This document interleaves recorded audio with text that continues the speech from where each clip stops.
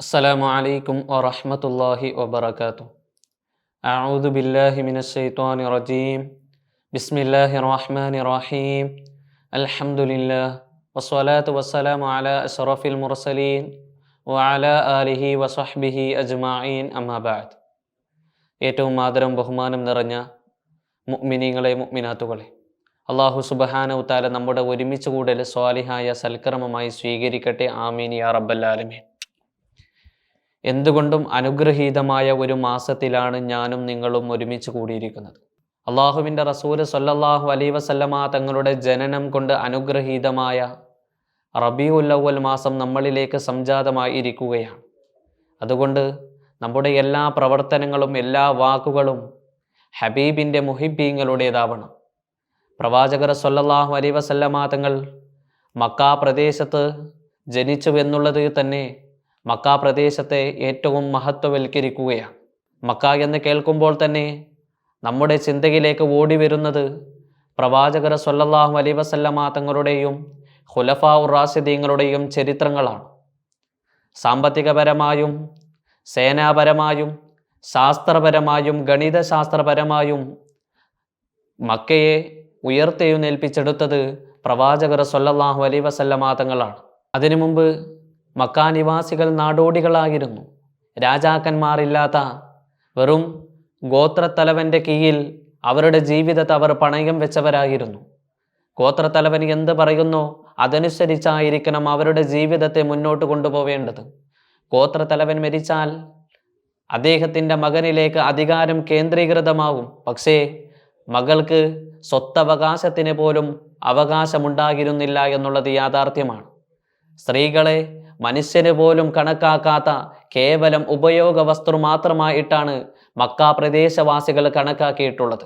ഒരു പുരുഷന് എത്ര വേണമെങ്കിലും സ്ത്രീകളെ കല്യാണം കഴിക്കാം എന്നുള്ള ചിന്തയിൽ നിന്നും ആ വാസികൾ അവരുടേതായ അച്ഛനമ്മമാരിൽ നിന്നും ഒട്ടകങ്ങളെയും കുതിരകളെയും കൊടുത്ത് സ്ത്രീകളെ വാങ്ങിച്ച് കല്യാണം കഴിക്കുന്നവരായിരുന്നു.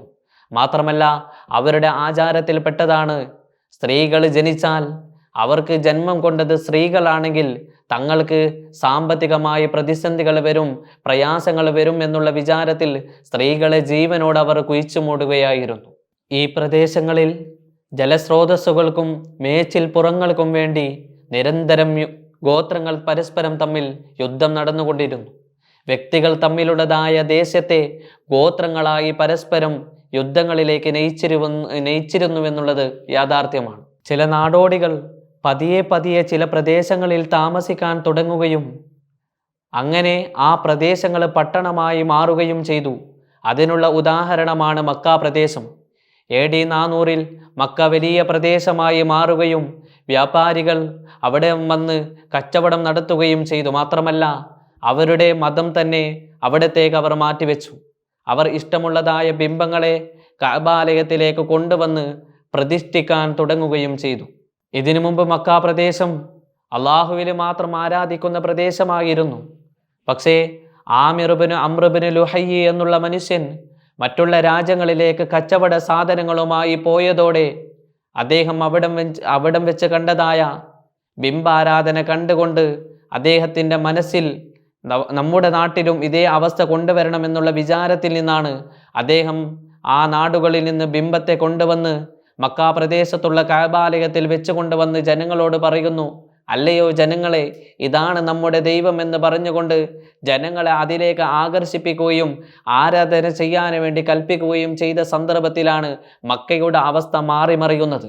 ഇതിൽ കലിപൂണ്ടതായ ഏകദൈവ വിശ്വാസികൾ വരാനിരിക്കുന്നതായ പ്രവാചകർ സ്വല്ലല്ലാഹു അലൈഹി വസല്ലമ തങ്ങളെ കാത്തിരുന്നു കൊണ്ട് അവർ ഇങ്ങനെ പ്രതീക്ഷയിലായിരുന്നു.